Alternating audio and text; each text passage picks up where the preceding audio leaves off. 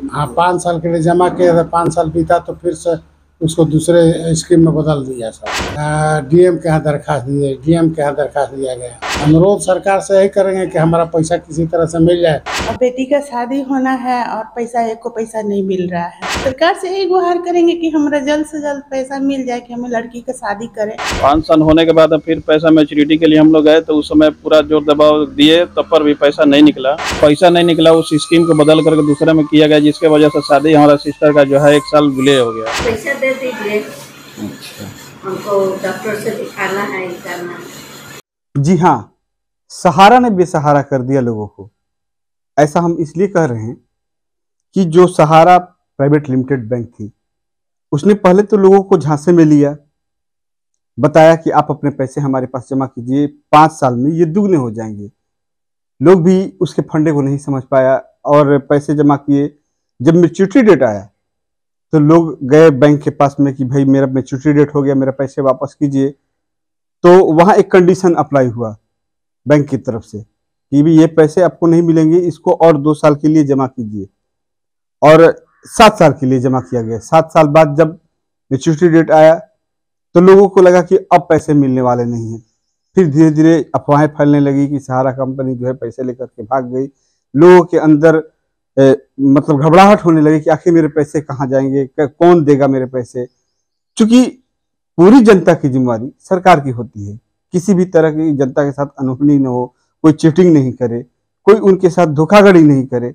और ऐसी स्थिति में अगर कोई कंपनी आती है और पैसे लेकर चंपत हो जाती है तो निश्चित रूप से सरकार का ये दायित्व बनता है और लोग भी अपना अधिकार जता सकते हैं सरकार से कि आप मेरा पैसा दिला दीजिए।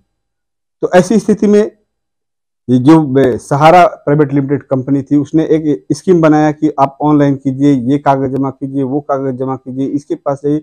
मतलब ऐसी उलझने जो लोगों के समझ के बाहर थी। कुछ लोगों ने तो वो सारी प्रक्रिया अपनाई, फिर भी पैसे उनके अभी तक नहीं मिल पाए हैं, जिसका परिणाम कितने लोग मानसिक रूप से बीमार हो गए। आप भी सहारा इंडिया में पैसा जमा किए थे? हाँ, जमा किया है। कहीं पैसा मिलवे नहीं किया है। मतलब आप जमा किए थे तो कुछ बात बताइए। जमा किए थे तो कहा सब कि अभी नहीं मिलेगा, इसको फिर कन्वर्जन कर दिया। मतलब जमा किए थे तो 5 साल के लिए? हाँ, 5 साल के लिए जमा किया था, 5 साल बीता तो फिर से उसको दूसरे स्कीम में बदल दिया सब। पैसा मिला नहीं, पैसा नहीं मिला। अब उसके बाद पड़े हुए हैं। उसके बाद आया कि डीएम के यहाँ दरखास्त दिए, डीएम के यहाँ दरखास्त दिया गया। उसके बाद हुआ कि सेंट्रल रजिस्ट्रार के यहाँ दरखास्त दीजिए, सेंट्रल रजिस्ट्रार के यहाँ भी दरखास्त दिया गया, लेकिन कहीं से कुछ मिला उला नहीं।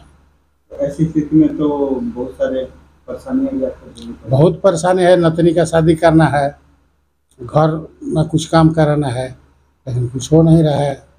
ऐसे में सरकार से क्या करेंगे सरकार से? सरकार को हम पर हमारा क्या अधिकार है करने का? क्या अनुरोध करेंगे? अनुरोध सरकार से यही करेंगे कि हमारा पैसा किसी तरह से मिल जाए, कि हमारा काम सुचारू रूप से चल जाए।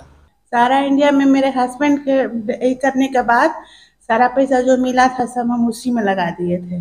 बेटी का शादी था करने का, एक्सपायर कर गए हैं। अब बेटी का शादी होना है और एक को पैसा नहीं मिल रहा है। कैसे करे समझ में नहीं आता है। मैच्योरिटी डेट पे आप पैसा लेने गए थे? हाँ, गए थे तो बोला लो कि डबल उसको फिर से ही कर दीजिए। कर दिए, उसके बाद एक पैसा नहीं मिला। तो अब किसी को पैसा मिल रहा था? नहीं, हम लोग को तो कुछ नहीं मिला। तो ऐसी स्थिति में लड़की की शादी जी, तो क्या सरकार से क्या गुहार करेंगे? सरकार से यही गुहार करेंगे कि हमारा जल्द से जल्द पैसा मिल जाए कि हमें लड़की का शादी करें।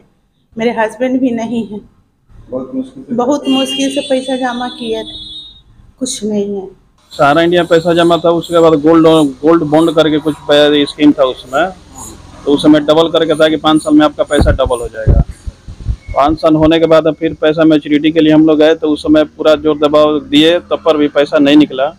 उसका स्कीम में चेंजिंग हो गया कि आप इस पैसे को जमा करके 7.5 साल में जमा कीजिए, उसको 7.5 गुना मिलेगा आपको।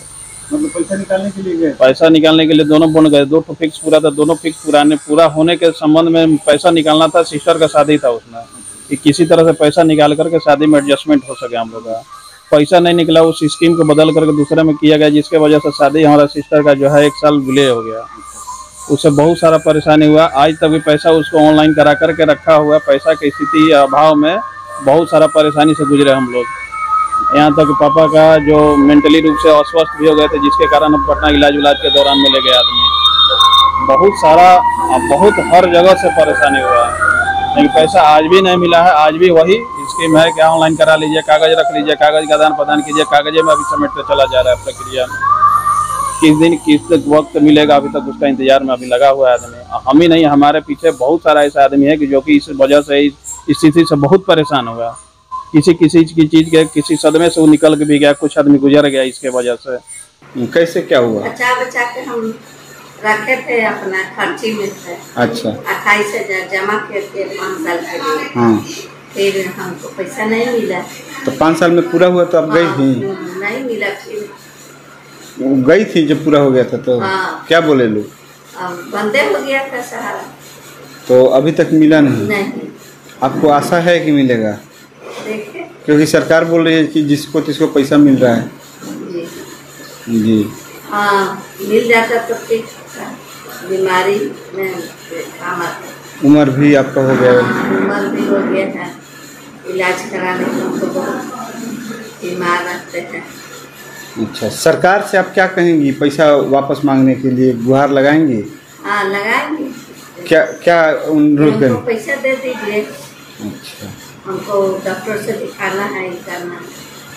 कितने लोगों को बहुत सारी परेशानियां उठानी पड़ी। किसी की लड़की की शादी करनी है, किसी को पढ़ाना है लड़के को, किसी को घर बनाना है। ऐसी स्थिति में लोग सरकार से गुहार लगा रहे हैं कि सरकार मेरे पैसे दिला दीजिए, हमारे साथ धोखाधड़ी हो गई, और बार बार गुहार लगा रहे हैं। अब देखने वाली दिलचस्प बात यह होगी कि क्या सरकार पैसे दिलवा पाती है, क्या लोगों के पैसे मिल पाते हैं। देशवा न्यूज पर वीडियो देखने के लिए लाइक करें, सब्सक्राइब करें, साथ ही बेल आइकन दबाना न भूलें।